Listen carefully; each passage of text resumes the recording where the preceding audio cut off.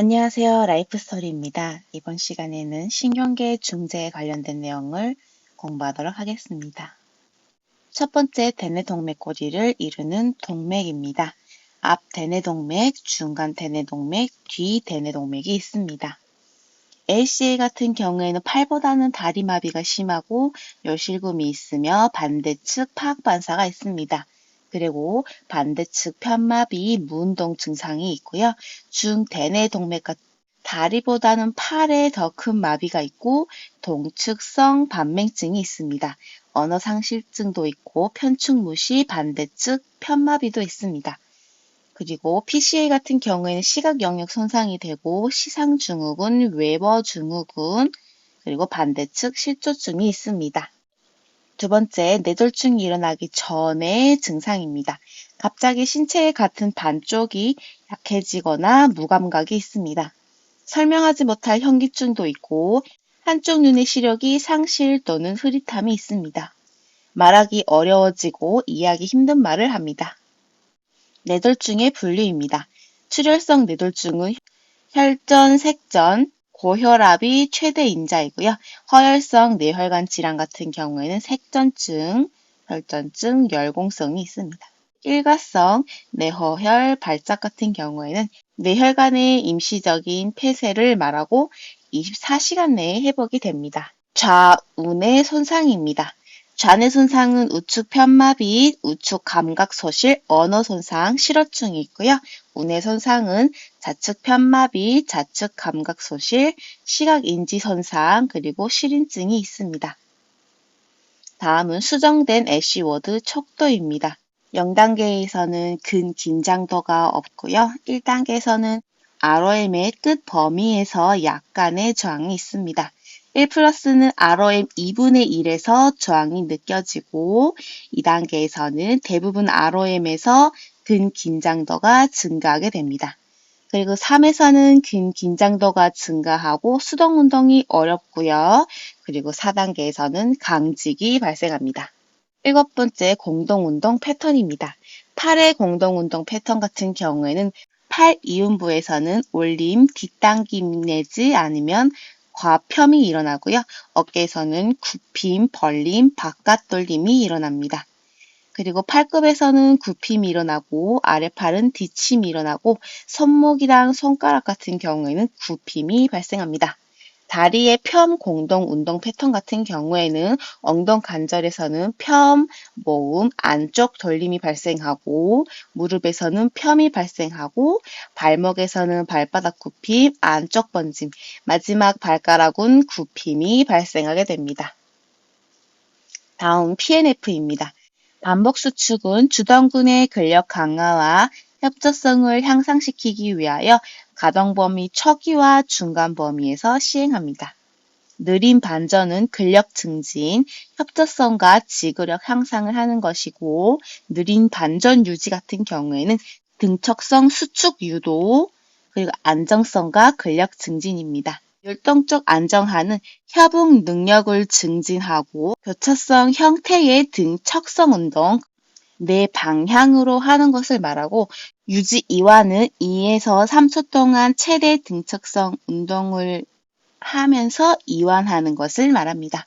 수축 이완은 유지 이완과 유사한 동작으로 돌림 운동을 포함하고 있습니다.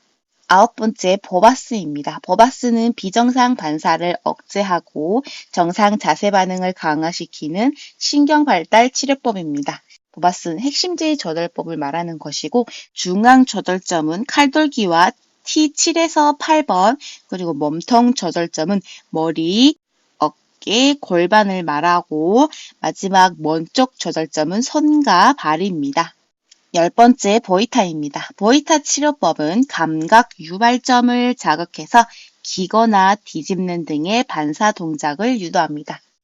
주요 유발대는 어깨뼈 봉우리, 위팔뼈 내측 위관절윤기, 넙뼈 붙돌기, 넙다리 안쪽 위관절윤기, 그리고 넙다리 가쪽 위관절윤기, 바깥쪽 발꿈치뼈까지 주요 유발점이고요. 마지막 보조 같은 경우에는 가슴 유발대, 몸통 유발대, 그리고 어깨뼈 안쪽, 모서리, 아래 3분의 1, 그리고 AS, IS, 그리고 마지막 중간 볼기근입니다.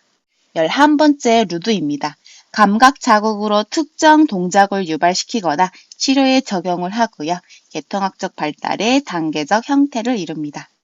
1단계에서는 집단 운동 패턴, 운동성 단계이고요. 2단계에서는 자세 안정성, 그래서 안정성 단계.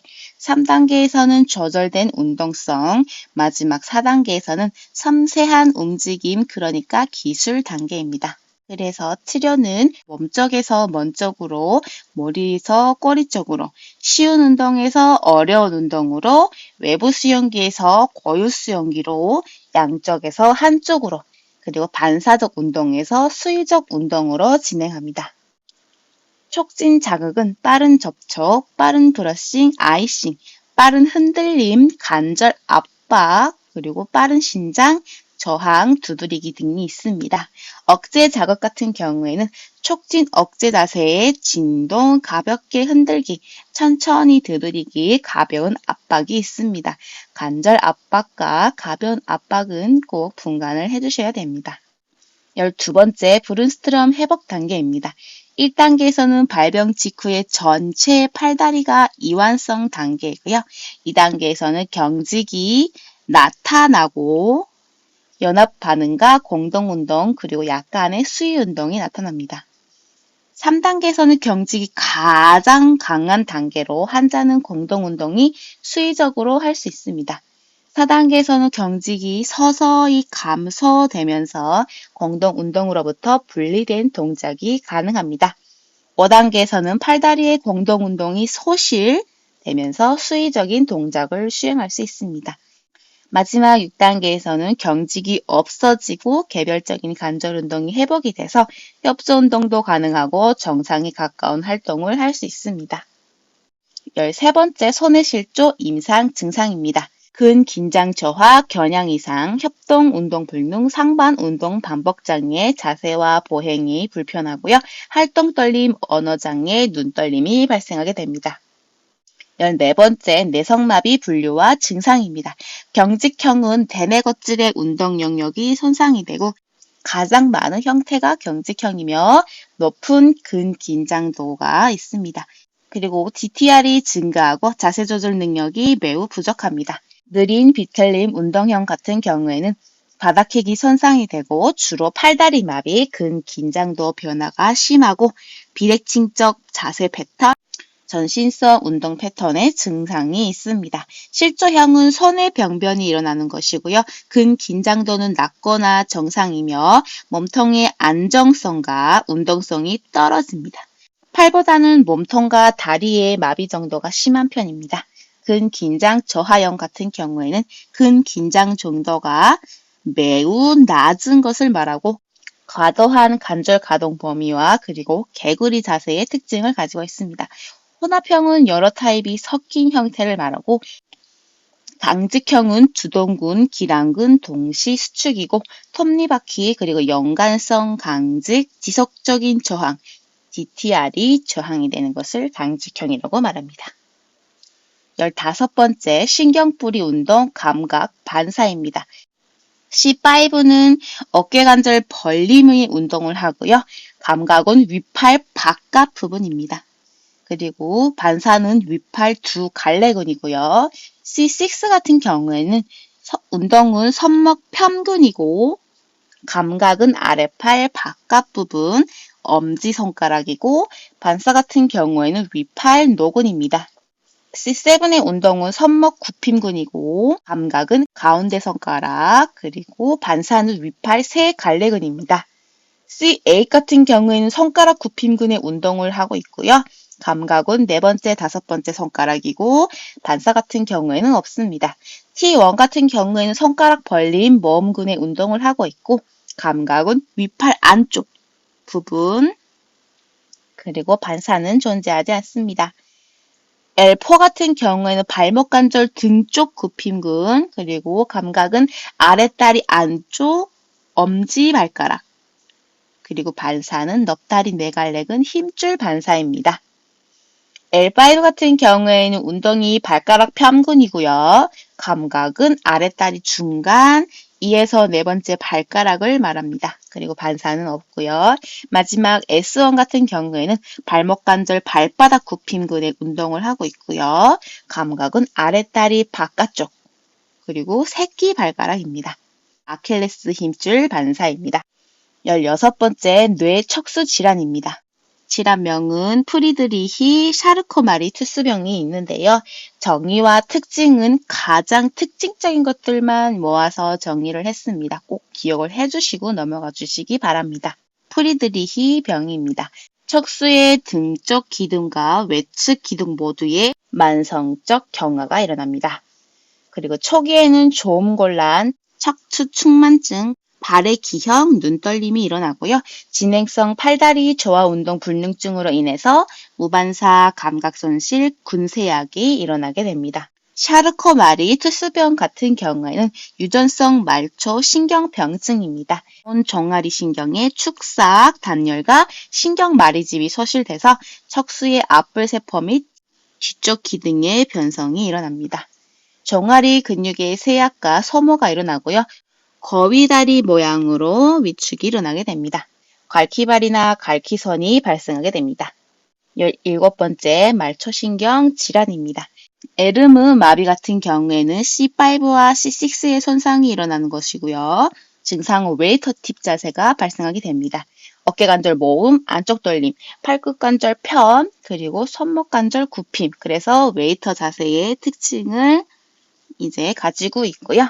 치료 같은 경우에는 비행기 부먹 보조기를 시행시킵니다. 크럼프케 같은 경우에는 C8에서 T1의 손상이 일어나는 것이고 증상은 혼우증후군, 손가락 굽힘에 마비가 있습니다. 정중신경 마비가 일어나면 맞선 보조기로 이제 치료를 시행해 주고요. 자신경 같은 경우엔 너클밴더를 이제 착용시켜 줍니다. 긴 가슴신경 같은 경우에는 증상은 앞톱니근 마비와 위축이 일어납니다. 겨드랑이는 어깨관절 탈구에 이제 손상을 말하고 어깨 세모근과 자군 원근 마비나 위축이 이제 일어납니다. 노신경은 뺨근들을 말하고 증상은 갈퀴손 변형과 손목 처짐이 일어납니다. 그래서 치료는 콕업 보조기를 시행시켜주고 정중신경은 엎침의 압박으로 발생할 수도 있고요. 손목골 증후군으로도 발생할 수 있습니다. 그리고 팔렘 검사 시 양성이 일어나고 O형을 만들 수 없습니다. 치료 같은 경우에는 맞선 보조기를 시행시켜줍니다. 마지막 자신경 같은 경우에는 안쪽 위팔 관절 융기의 골절이나 가이언 터널의 압박으로 발생합니다. 프로멘트 검사 시 양성이 일어나고 갈퀴선 변형이 있습니다. 치료는 너클밴더 보조기를 시행시켜줍니다. 넙다리 신경은 L2에서 L4의 손상을 이제 말하고 증상은 네갈래근의 마비나 위축이 있습니다. 폐쇄신경은 L2에서 L4의 손상, 그러니까 안쪽 모음근과 가쪽 돌림근의 지배를 받는, 그리고 증상은 다리 교차가 어렵습니다. 궁등신경은 L4에서 L5, S1에서 S3 손상이 일어나는 것이고요. 증상은 무릎 굽힘의 약화, 궁등 구멍근에 의해 압박을 받습니다. 종아리 신경 같은 경우에는 깊은 종아리 신경과 얇은 종아리 신경이 있습니다. 증상 같은 경우에는 발목 관절 움직임이 마비되고 근육이 위축이 되고 발처짐 증상이 일어나고 외반족이 발생하게 됩니다. 치료 같은 경우에는 90도 앵클 포스테리어, 뒤쪽 스탑 보조기를 착용시켰습니다. 뒤정강 신경 같은 경우에는 발바닥 굽힘근 지배를 하고 있고요. 증상은 발가락이 떼기가 어려워지고 치료는 90도 앵클 안테리어 앞쪽 스탑 보조기를 착용시켜줍니다. 종아리 신경과 뒤정강 신경의 그 치료 보조기 같은 경우에는 꼭 비교를 해주시면서 외워주셔야 됩니다. 18번째 아래 운동신경 질환입니다. 소아마비, 근육 위축성 가쪽경화증, 진행성 근위축증, 길리안바리 증후군이 있는데요.